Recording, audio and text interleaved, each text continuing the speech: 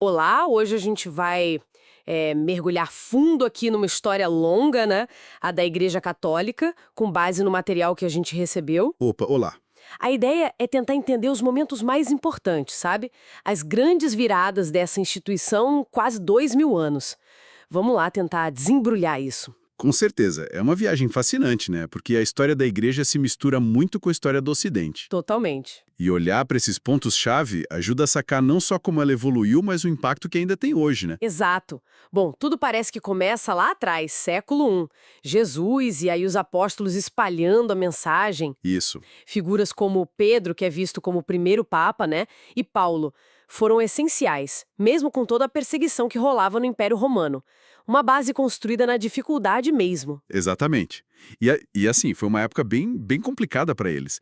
Mas aí vem um momento crucial no século IV. Sei. Primeiro tem o Édito de Milão, lá por 313 com o Constantino. Isso, liberou geral para o cristianismo. Ah, sim, legalizou tudo, né? Isso, legalizou.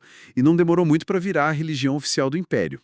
Mas o mais, assim, interessante aqui são os concílios, como o de Nicéia, em 325. Nicéia, sim. Ali eles definiram coisas importantíssimas, dogmas mesmo, tipo a divindade de Cristo. E isso fortaleceu a igreja, sabe? Deu a ela esse papel de guardiã da fé certa. Foi uma virada enorme, de perseguida para oficial e definidora da ortodoxia. Uau! E avançando um pouco, Idade Média. Cai o Império Romano do Ocidente, lá por 476. Que papel a igreja assume nesse cenário mais fragmentado? Ah, um papel centralizador, sem dúvida. A Europa estava toda dividida, né? E a igreja meio que ofereceu uma unidade cultural, espiritual, Entendi. e os mosteiros foram fundamentais para guardar conhecimento antigo, textos clássicos. Muita coisa poderia ter se perdido ali. Nossa, verdade. E o Papa, né? A figura do Papa foi ganhando um poder imenso, não só religioso, mas político também. É nesse contexto aí que acontecem as cruzadas, lá pelos séculos XI a XIII. As cruzadas, sempre complexas, né? Mistura de fé, política, interesses. Totalmente. Uma mistura intensa.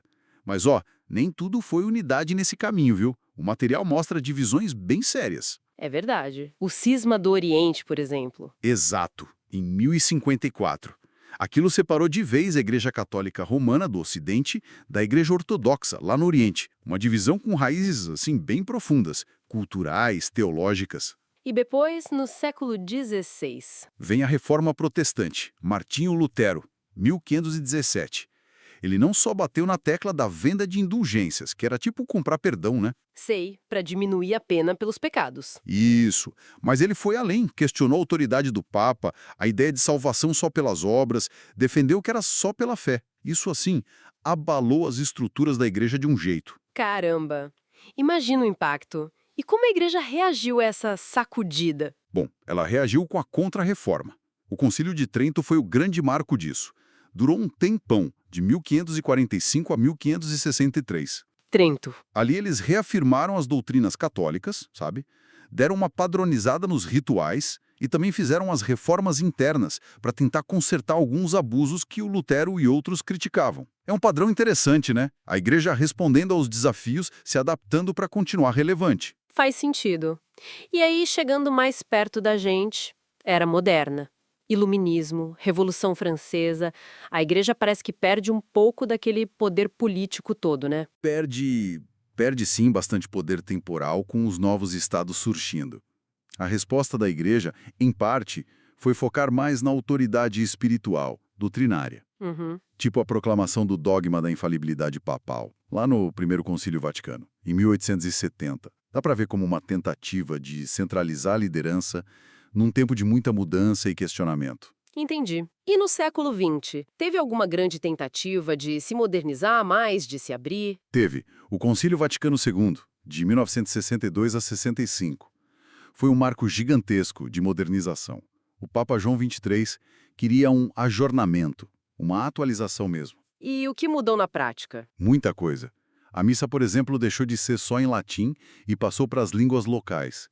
Isso aproximou demais os fiéis da liturgia, sabe? Nossa, imagino. E teve uma abertura bem maior para o diálogo com outras religiões, um reconhecimento do papel dos leigos. Foi um esforço bem consciente de reconectar a igreja com o mundo moderno. Puxa, olhando agora para o nosso século, o 21.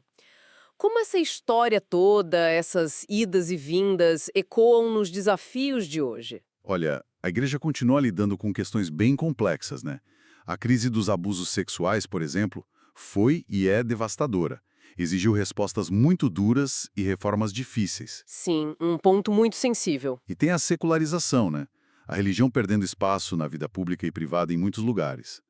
O Papa Francisco, desde 2013, tem tentado uma abordagem mais pastoral, focada em misericórdia, inclusão, diálogo, cuidado com os pobres, com o meio ambiente, tentando responder essas questões atuais. Então, no fim das contas, essa análise dos materiais mostra uma instituição com uma capacidade de resistir e se adaptar impressionante, né? Sem dúvida alguma. São quase 2 milênios. Passou por perseguição, teve poder gigantesco, enfrentou divisões profundas, passou por reformas radicais, modernizações. Uau!